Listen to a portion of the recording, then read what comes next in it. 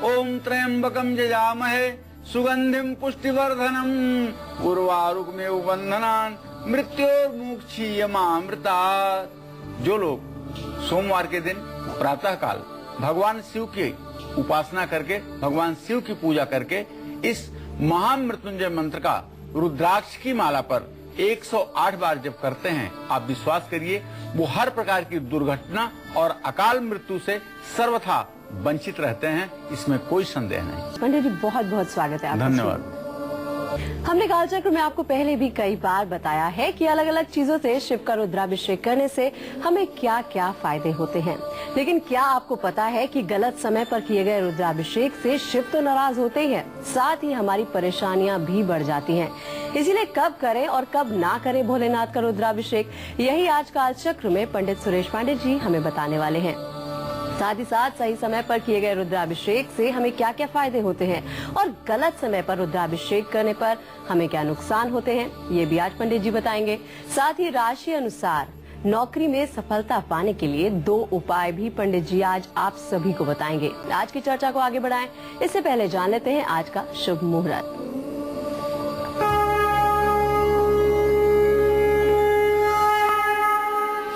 23 सितंबर 2013 दिन सोमवार, आश्विन कृष्ण पक्ष की चतुर्थी तिथि दोपहर 3:54 तक, भरणी नक्षत्र रात में 8:50 तक।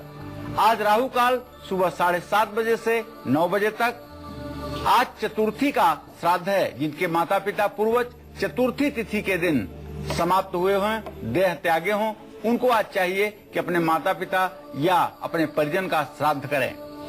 पितृपक्ष में आज भरणी नक्षत्र का श्राद्ध है। कहा जाता है कि भरणी नक्षत्र में जो लोग श्राद्ध करते हैं उन्हें गया में जाकर के श्राद्ध करने के बराबर फल प्राप्त होता है। यह अपने आप में बहुत बड़ी बात है, क्योंकि श्राद्ध के लिए गया इस धरती पर सर्वोत्तम स्थान है और भरणी नक्षत्र में पितृपक्ष में किया हुआ श्राद्ध जो होता है वो गया श्राद्ध के बराबर फल देता है, इसमें कोई संदेह नहीं। आज किसी प्रकार का दूसरा कोई शुभ मुहूर्त नहीं है। तो पंडित जी चर्चा को आगे बढ़ाएं, उससे पहले आपसे सबसे पहले जान लेते हैं कि एक बार फिर से आप हमारे दर्शकों को बताएं कि किन किन चीजों से शिव का रुद्राभिषेक करने से हमें क्या क्या फायदे होते हैं। देखिए, भगवान शिव का अभिषेक कुशोदक से करना चाहिए। कुशोदक, पानी में कुशा मिला दिया जाए तो उसको कुशोदक कहते हैं। गाय के दूध से करना चाहिए, घी से करना चाहिए, दही से करना चाहिए, शहद से करना चाहिए। इन सब चीजों से और सरसों के तेल से भी आपत्ति काल में रुद्राभिषेक करने का शास्त्रों में महत्व बताया गया है। लेकिन जब तक बड़ी विकट परिस्थिति ना उत्पन्न हो, शत्रुओं से प्राण संकट न उत्पन्न हो जाए, तब तक सरसों के तेल से रुद्राभिषेक नहीं करना चाहिए। तो भगवान भोलेनाथ का किन तिथियों में रुद्राभिषेक करना चाहिए और किन तिथियों में नहीं, ये तो हम आपको बताएंगे, लेकिन पंडित जी आप उससे पहले जान लेते हैं कि क्या हम रुद्राभिषेक कैसे करें और हमें क्या क्या फायदे होते हैं। देखिए, मैं बताना चाहूंगा आपको कि शहद और घी से रुद्राभिषेक करने पर, ये तो मैं आपको बताऊंगा ही, लेकिन उससे पहले मैं आपको बताना चाहूंगा कि फिर से एक बार आपको बताना चाहता हूं कि शहद और घी से रुद्राभिषेक करने पर आर्थिक स्थिति मजबूत होती है। शहद और घी से रुद्राभिषेक करने पर आर्थिक स्थिति मजबूत होती है और गन्ने के रस से रुद्राभिषेक करने पर माँ लक्ष्मी प्रसन्न होती हैं। हिरण्यवर्णाम हरिणीम सुवर्ण रजतस्रजाम चंद्राम हिरणमयीम लक्ष्मीम जातवेदो में आवह। भगवान शिव की आराधना करने से महालक्ष्मी की प्रसन्नता होती है, क्योंकि आशुतोष तुम अवढर दानी आरत हरहु दीन जन जानी। भगवान आशुतोष अर्थात भगवान शिव महादेव ये अवढर दानी हैं। ये अपने भक्तों की मनोकामना को पूर्ण करने में एक क्षण का भी विलंब नहीं करते हैं। मकान और वाहन का सुख यदि आपको प्राप्त करना है तो दही से भगवान शिव का अभिषेक करें। सरसों के तेल से शिवलिंग का अभिषेक करने पर विरोधी पराजित होते हैं। पहले भी मैंने बताया कि यदि विरोधी द्वारा आपको प्राण संकट न उत्पन्न हो तो आप सरसों के तेल से रुद्राभिषेक कम से कम ना करें। गाय के दूध और घी, इत्र मिले हुए जल से या फिर कुशा के पानी से अगर आप रुद्राभिषेक कर रहे हैं तो निश्चित रूप से इससे आपका स्वास्थ्य अच्छा रहेगा और आपको किसी प्रकार की कोई बीमारी नहीं होगी। और अगर बीमारी हो चुकी है तो उससे आपको मुक्ति अवश्य मिलेगी। संतान सुख के लिए पानी में चीनी मिला करके शिवलिंग का अभिषेक तो करना ही चाहिए, साथ ही गाय के दूध से रुद्राष्टाध्यायी का पाठ करते हुए भगवान शिव का अभिषेक करने पर पुत्र रत्न की प्राप्ति होती है, ऐसा शास्त्रों की मान्यता है। मैं आपको बताना चाहूंगा कि अभिषेक जब भी आप करना चाहें शिव मंदिर में, शिवालय में कर सकते हैं, अपने घर में पार्थिव शिवलिंग बना करके कर सकते हैं, या आपके घर में यदि पारद शिवलिंग है, स्फटिक का श्रीयंत्र है तो शिवलिंग है तो उस पर भी आप अपने घर में अभिषेक कर सकते हैं। तो चलिए अब बात कर लेते हैं आज के राशिफल की। मेष राशि वालों के लिए कैसा रहेगा आज का दिन, और साथ ही साथ अगर उन्हें नौकरी चाहिए और उसमें सफलता चाहिए तो उसके कौन से हो सकते हैं 2 उपाय। जी पंडित जी। देखिए, आज मेष राशि के जातकों का स्वास्थ्य अच्छा रहेगा, जिसके कारण आपका मन प्रसन्न रहेगा, आपका आत्मविश्वास आपका सहायक होगा। माँ का सुख और सहयोग आपको पूर्ण रूपेण प्राप्त होगा। और आज भूमि भवन वाहन के लिए यदि आप प्रयास करेंगे तो उसमें भी आपको सफलता मिलेगी। आज बिजनेस में आपकी स्थिति हर समय लाभकारी रहेगी। आज यदि आप विद्यार्थी हैं और पढ़ाई कर रहे हैं तो थोड़ी बहुत कठिनाइयां आपके सामने आ सकती हैं, लेकिन जो ज्यादा समय तक नहीं रुकेंगी। आपको नौकरी में सफलता के लिए हरी इलायची पानी में मिला करके स्नान करना चाहिए, और आज गाय को हरा चारा आपको जरूर खिलाना चाहिए। जय मां विंध्यवासिनी। और चलिए अब बारी आती है वृषभ राशि की। वृषभ राशि वालों का कैसा रहेगा आज का राशिफल, और साथ ही साथ नौकरी में सफलता पाने के 2 उपाय। जी पंडित जी। आज वृषभ राशि के जातकों का स्वास्थ्य निसंदेह अच्छा रहेगा, लेकिन आपके दाम्पत्य जीवन में थोड़ी सी कटुता आ सकती है। तो आज आप अपने जीवन साथी के साथ विरोधाभास बिल्कुल न करें। आज की गई यात्रा से आपको लाभ मिलेगा, और आज यात्रा पर जाने के पहले आप आलस्य न दिखाएं, बल्कि प्रसन्न मुद्रा में यात्रा का शुभारंभ करें। आज आपको आपके पिता से सहयोग और पूरा मार्गदर्शन प्राप्त होगा, जिससे आपको सफलता मिलेगी। आज आपको चाहिए कि किसी मंदिर में 100 ग्राम चावल का दान करें और पानी में थोड़ा सा देसी घी मिला करके आप स्नान करें। जय मां विंध्यवासिनी। और अब बारी आती है मिथुन राशि की। मिथुन राशि वालों के लिए कैसा रहेगा आज का दिन, और साथ ही साथ अगर उन्हें नौकरी में सफलता चाहिए तो फिर कौन से वो 2 उपाय करके सफलता प्राप्त कर सकते हैं। जी पंडित जी बताएं। आज मिथुन राशि के जातकों को अपने स्वास्थ्य का ध्यान रखना चाहिए, वरना स्वास्थ्य संबंधी परेशानी आपको उत्पन्न हो सकती है। आज आपको कहीं से धन लाभ हो सकता है। आपका ही रुका हुआ पैसा आज आपको मिलने का पूरा संयोग बन रहा है।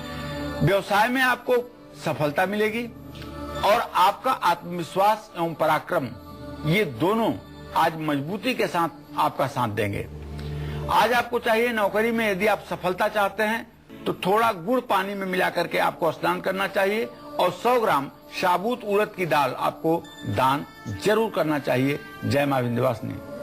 और अब बारी आती है कर्क राशि वालों के लिए कैसा रहेगा आज का दिन, और साथ ही साथ अगर कर्क राशि वाले नौकरी में सफलता प्राप्त करना चाहते हैं तो कौन से 2 अचूक उपाय करें कि उनको सफलता प्राप्त हो जाए। जी पंडित जी। आज कर्क राशि के जातकों का निसंदेह स्वास्थ्य अच्छा रहेगा। आपकी दिनचर्या सुबह से ही व्यवस्थित रूप से शुरू हो चुकी है। आप अपने सारे कार्य को आज व्यवस्थित ढंग से कर रहे हैं। आज आपका पूजा पाठ और धर्म कर्म में बहुत लगाव महसूस हो रहा है। आज घर के खर्चे आपके बढ़ सकते हैं। थोड़ा सा हमारा सलाह ये है कि आज खर्चों पर आप अपने नियंत्रण रखें। भाई और मित्रों का आपको सहयोग प्राप्त होगा, जिसके कारण आपकी कुछ योजनाएं बड़ी आसानी से सफल होंगी। आज आपको नौकरी में सफलता और प्रमोशन के लिए जिन 2 उपायों को करना है, उसमें कच्चा दूध, थोड़ा सा कच्चा दूध पी करके आप घर से निकलें, और 100 ग्राम काले चने दान करने से आपको लाभ होगा। और चलिए अब बात कर लेते हैं आज के रिकॉर्डेड कॉलर की। आज के हमारे पहले लकी स्पेशल कॉलर हैं दिल्ली के रहने वाले कपिल। इन्होंने हमारे डायरेक्ट नंबर्स पर कॉल करके अपना सवाल रिकॉर्ड करवाया था। आइए सुनते हैं क्या है इनका सवाल और पंडित जी से जानेंगे उसका हल। नाम कपिल, जन्म तिथि 2 दिसंबर 1982, जन्म समय सुबह के 10:10। जन्म स्थान दिल्ली। मैं अपने शादी व कार्य के बारे में पूछना चाहता हूँ। धन्यवाद। कपिल जी देखिए, आपने अपने विवाह के बारे में प्रश्न पूछा है तो बुध बृहस्पति की चतुर्थ दशम स्थिति इस बात का संकेत करती है कि अभी भी आपके विवाह में विलंब की स्थिति बनी हुई है। जहां तक आपने अपने कार्य के बारे में प्रश्न पूछा है तो दशमेश स्वयं लग्न में विराजमान है और लग्नेश के साथ चतुर्थ दशम की स्थिति हो रही है। काफी संघर्ष अभी आपको अपने करियर को बनाने के लिए करना पड़ेगा। हाँ, अप्रैल 2014 के बाद आपको सफलता जरूर मिलेगी। आपको चाहिए कि केसर का तिलक रोज अपने माथे पर जरूर लगाएं।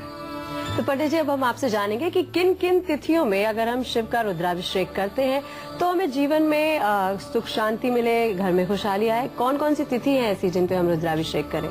जो ही ये हम तिथि क्यों बता रहे हैं, पहले दर्शकों को यही बताना चाहेंगे। देखिए, ये तिथियां जो हम आपको बता रहे हैं शिववास के अनुसार बता रहे हैं। आप कहेंगे शिववास क्या है? तो शिववास भगवान शिव हर तिथि में कहाँ निवास करते हैं, ये हमारे शास्त्रों की एक मान्यता है।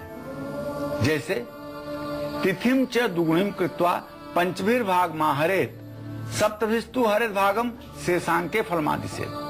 तिथि को दुगुना करके उसमें 5 जोड़ करके 7 का भाग देने पर अगर 1, 2, 3 शेष बचता है तो शिववास अनुकूल होता है और रुद्राभिषेक करना चाहिए। लेकिन यदि 4, 5, 6, 7 शेष बचता है तो रुद्राभिषेक नहीं करना चाहिए। कारण क्या है ऐसा करने का?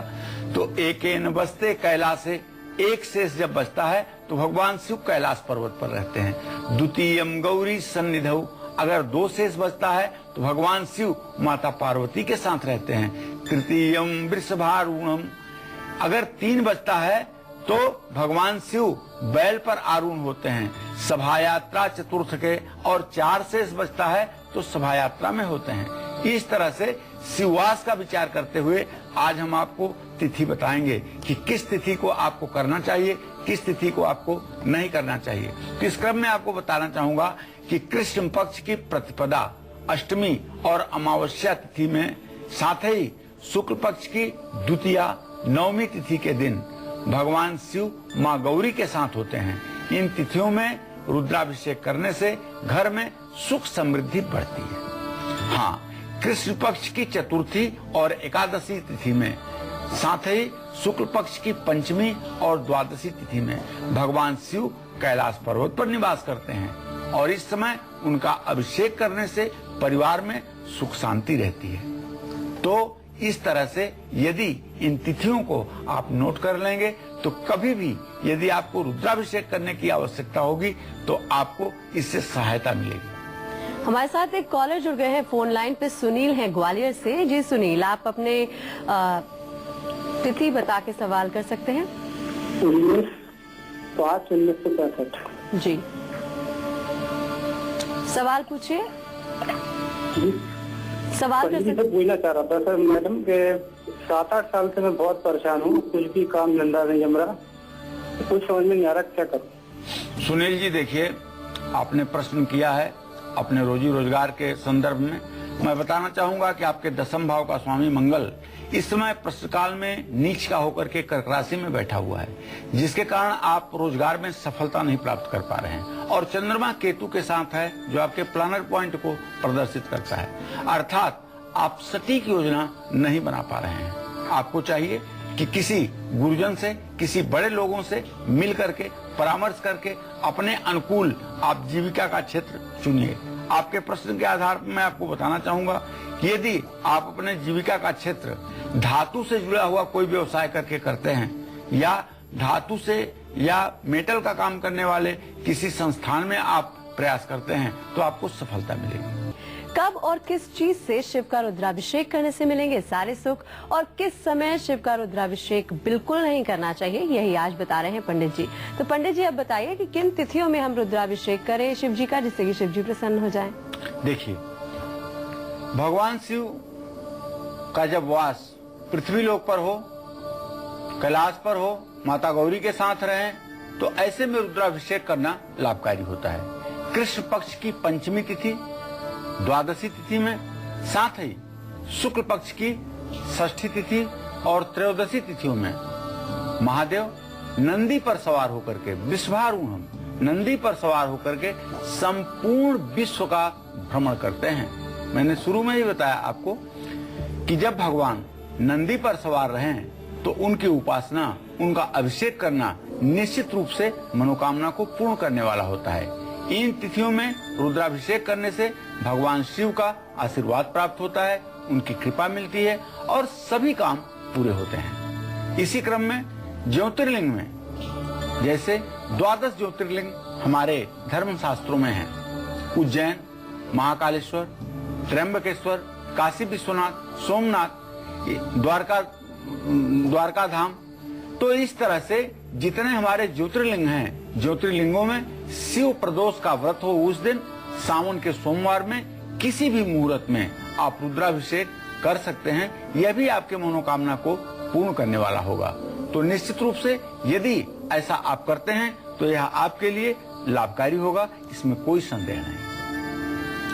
तो चलिए अब चर्चा को हम आगे बढ़ाएंगे, लेकिन उससे पहले जान लेते हैं कि सिंह राशि वालों के लिए कैसा रहेगा आज का दिन और साथ ही साथ कौन से 2 अचूक उपाय करें जिससे कि नौकरी में सफलता मिल जाए। जी पंडित जी। देखिए, आज सिंह राशि के जातकों का स्वास्थ्य निश्चित रूप से अच्छा रहेगा। इससे मानसिक प्रसन्नता भी मिलेगी, मन प्रसन्न रहेगा और आप अपने काम को आज पूर्ण रूपेण व्यवस्थित ढंग से निपटाने की कोशिश करेंगे।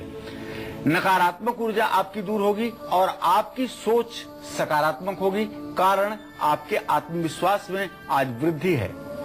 नया घर या प्रॉपर्टी खरीदने का बहुत अच्छा समय आपके लिए शुरू हो चुका है। यदि आप किसी प्रकार की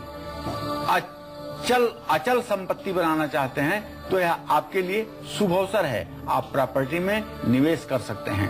आज आपको कहीं से शुभ समाचार की प्राप्ति तो अवश्य होगी। खास करके आपके संतान से जुड़ा हुआ कोई शुभ समाचार आपको आज प्राप्त हो सकता है।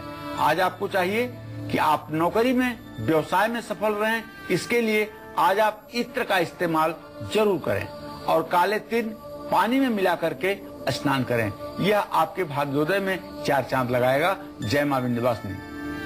तो सिंह राशि वालों के बाद बारी आती है कन्या राशि वालों का। कैसा रहेगा आज का दिन और साथ ही साथ नौकरी में सफलता पाने के 2 अचूक उपाय। जी पंडित जी बताएं। आज कन्या राशि के जातकों का स्वास्थ्य खराब रहेगा। इसके कारण काम में मन नहीं लगेगा। बुध इस समय आपकी राशि में है और उसके साथ व्यय सूर्य भी आ गया है।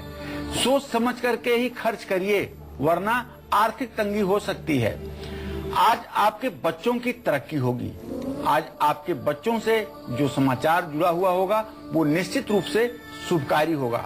आज आपको हर काम में सफलता मिलेगी, लेकिन आपको नौकरी में प्रमोशन मिलता रहे, आपका विश्वास और भी ज्यादा दृढ़ हो सके, इसके लिए 100 ग्राम लाल मसूर की दाल आप जरूर दान करें। आज बड़ों के पैर छू करके ही आशीर्वाद लें। जय मां विंध्यवासिनी। और इसी के साथ एक कॉलर हमारे साथ जुड़ गई हैं श्रीनगर से अरित्रा जी। आप अपनी उम्र बता के सवाल कर सकती हैं। नमस्ते पंडित जी। हाँ, सदा सुखी रहिए। सबसे पहले मेरा आपको कोटि कोटि प्रणाम। जी जी सदा। पंडित जी, मैं आपका प्रोग्राम नहीं देख पाती क्योंकि हमारे श्रीनगर में ये चैनल नहीं आता है, लेकिन मेरी माँ वो कोलकाता से आपका प्रोग्राम देखती है जी। और उन्होंने मेरे को आपके बारे में बताया, इसलिए मैं आपको कॉल कर रही हूँ पंडित जी। जी जी। मेरा सवाल है, मेरे पति का जन्म हुआ है 18 अक्टूबर 1984 3:10 दोपहर को। जी। पंडित जी, अभी हमारी शादी को 1 साल ही हुए हैं, लेकिन हमारी शादी में बहुत दुविधाएं हैं। मेरे पापा नहीं हैं और मेरे पति के भी पापा नहीं हैं, फिर भी हम दोनों के फैमिली में बहुत कड़वाहट है। हम दोनों चाह रहे हैं कि हमारा एक घर हो अपना, तो मैं जानना चाहती हूँ कि हमारा घर कब तक हो सकता है। आप बिल्कुल चिंता न करें, आपको घर का योग शीघ्रता के साथ बनता हुआ दिखाई दे रहा है। और आप देखें, सन 2014 के फरवरी मार्च तक आपके घर की प्रक्रिया शुरू हो जाएगी और आपको सफलता भी मिलेगी। आपके दाम्पत्य जीवन में किसी प्रकार की कटुता ना आए, इसके लिए आपको चाहिए कि एक जोड़ा छोटे छोटे हाथी के, उसे आप अपने बेडरूम में रखें। निश्चित रूप से इससे आपके दाम्पत्य जीवन में हर समय मधुरता बनी रहेगी। क्या आपको पता है कि गलत समय में किया गया रुद्राभिषेक हमारे सौभाग्य को दुर्भाग्य में बदल सकता है और बढ़ा सकता है हमारी परेशानियां। इसीलिए कब करें रुद्राभिषेक और कब ना करें रुद्राभिषेक, यही आज कालचक्र में हम पंडित जी से जान रहे हैं। तो पंडित जी, अब हम अपनी चर्चा को आगे बढ़ाते हैं और आपसे जानते हैं कि किन तिथियों में हम अगर रुद्राभिषेक करते हैं तो शिव जी नाराज हो जाते हैं। देखिए, भगवान भोलेनाथ की यहाँ तक बात है तो आप लोगों को बताना चाहूंगा कि आत्मा तुम गिरिजामती सहचरा प्राणा शरीरम गृह पूजा ते विषयोपभोग रचना निद्रा समाधि स्थिति संचार पदो प्रदक्षिण विधि स्त्रोतानि सर्वागिरो यद कर्मं क्रियते तदखिलम संभोतौ आराधनम। हर व्यक्ति को चाहिए कि सोते जागते उठते बैठते आप जितने भी कार्य कर रहे हैं, चाहे अनचाहे, जो भी कुछ बोल रहे हैं, वह सदाशिव को समर्पित है, ऐसी मन में अपने धारणा बनानी चाहिए। जो कुछ हो रहा है इस चराचर जगत में भगवान शिव कर रहा है, उनके अलावा कोई नहीं कर रहा है। लेकिन जब कर्मकांड की बात आती है तो मैं आपको बताऊं कि कर्मकांड दुधारू तलवार है। अगर ये सीधी चली तो दुश्मन को मारेगी, अगर उल्टी चली तो आपका भी गर्दन कट सकता है। ये रुद्राभिषेक एक कर्मकांड है जिसको हमारे ऋषियों ने, मुनियों ने एक विधिवत नियम दिया है। जैसे रुद्राभिषेक शिववास के मापदंडों पर ही होना चाहिए या शिव मंदिर में किसी दिन भी आप रुद्राभिषेक कर सकते हैं। तो आपको मैंने बताया था कि किन किन तिथियों में आप रुद्राभिषेक कर सकते हैं, लेकिन अब आपको बताना चाहूंगा कि किन तिथियों में आपको अपने घर में पार्थिव शिवलिंग पर या किसी शिवलिंग पर अभिषेक नहीं करना चाहिए। तो कृष्ण पक्ष की सप्तमी तिथि और चतुर्दशी तिथि में, साथ ही शुक्ल पक्ष कृष्ण पक्ष की सप्तमी तिथि और चतुर्दशी तिथि में, साथ ही शुक्ल पक्ष की प्रतिपदा तिथि और अष्टमी, इसमें भगवान शिव का जो है वो रुद्राभिषेक करने का नुकसान माना गया है। महाकाल भगवान शिव इस समय श्मशान में रहते हैं और समाधि में रहते हैं। इन तिथियों में रुद्राभिषेक करने से निश्चित रूप से व्यक्ति को परेशानियों का सामना करना पड़ता है।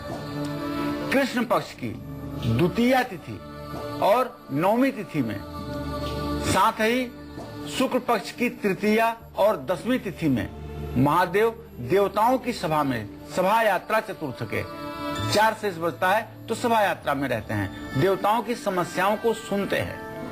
इन तिथियों में रुद्राभिषेक करने से बहुत कष्ट प्राप्त होता है। तो मैं आज आपको बताना चाहूंगा कि शिववास निषिद्ध तिथियों में आपको नहीं करना चाहिए, और यदि आप जो तिथियां शिववास में प्रशस्त मानी गई हैं उनमें आप रुद्राभिषेक करते हैं तो निश्चित रूप से आपकी मनोकामना पूरी होगी, इसमें कोई दो राय नहीं। तो चलिए अब जानते हैं कि आज का